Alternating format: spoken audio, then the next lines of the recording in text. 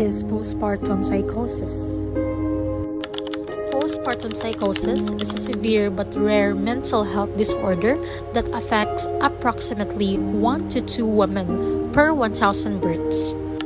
It is a psychiatric emergency that typically develops within the first few days or weeks after childbirth and is marked up by extreme mood swings, hallucinations, delusions, confusion, and disorganized behavior. Unlike postpartum depression, which is more common, postpartum psychosis can cause a complete break from reality, putting both the mother and the baby at significant risk.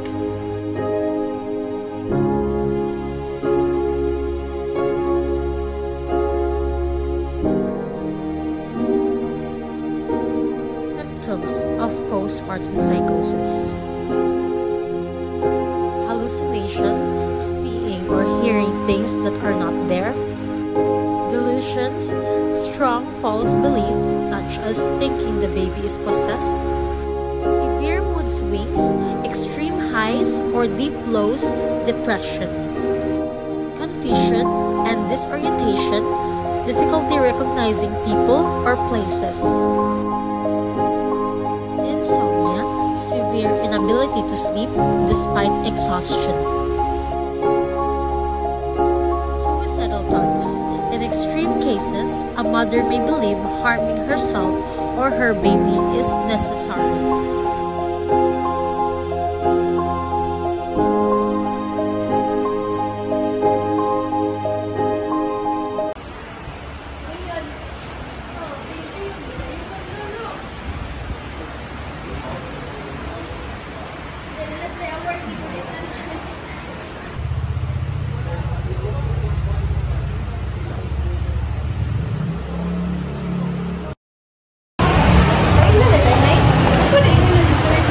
Excuse me, ma'am.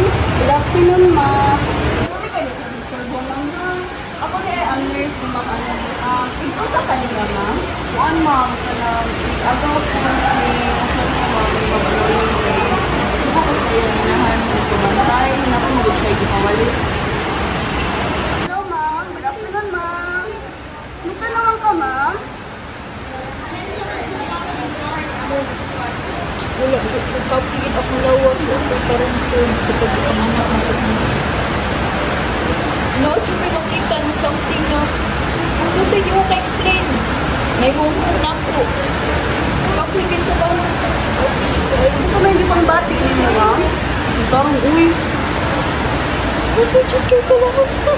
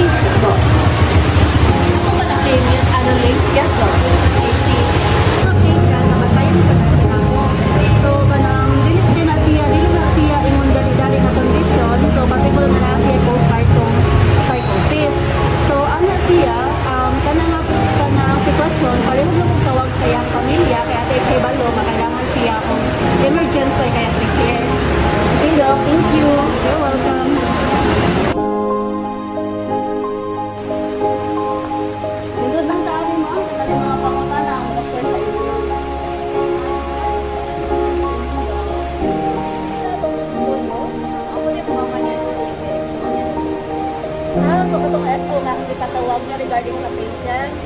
So, for patient, Ms. Ma'am Annalyn, kay sa pagkakaroon, since pag-bunga siya ng anak, kay nag-advocate siya o ka ng psychotic disorder, which is very critical din siya. So, kailangan din siya dayon maatiman o psychiatric ka ng care. And then, siya, delikado na siya ng mental disorder, so kailangan siya matagad dayon.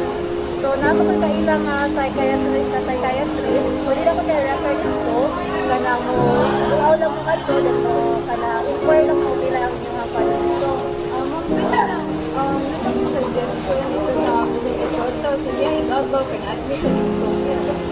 yeah, okay na kaayos yun. As long as matagad lang dito ako na yung condition karon kay delikado ginasal ka ng hindi ka ng anak. Okay. Admit man ito yung igabaw niya. Isa ko kayo mong pinabuhi. Hindi ka for the private hospital. So, pwede na rin doon. Bago namin sa hospital. At paano ba siya mag-answer?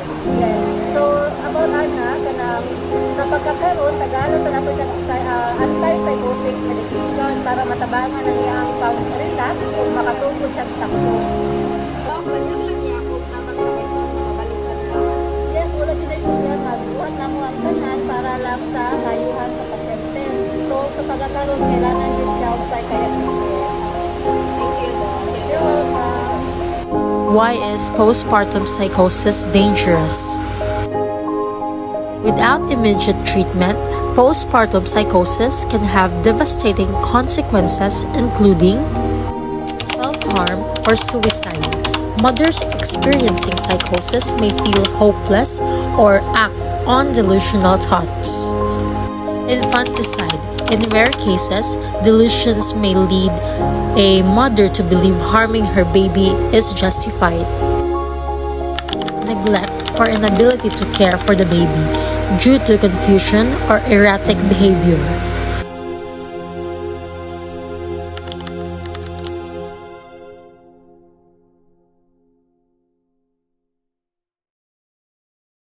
So for ma'am sa kay karong na jud ang behavior ni Ma'am Anuling, arang-arang na jud sila. May noon. Muni anak ni Ma'am Anuling, ma'am. Cute bata uy. Kuya, okay ra ni ipatanaw na ko sa iya, Yes, mama. ma'am. Pwede ra jud kayo, ma'am. Batuan si Ma'am Anuling, ma'am ha. Good afternoon, Ma'am Anuling. Ano yung may padaw ron? Say hi to Ma'am Anuling. Hi. Anak oh, buko na. Oh, imuto ni anak. Kini mo oh. Ano ah? Hindi lang ha.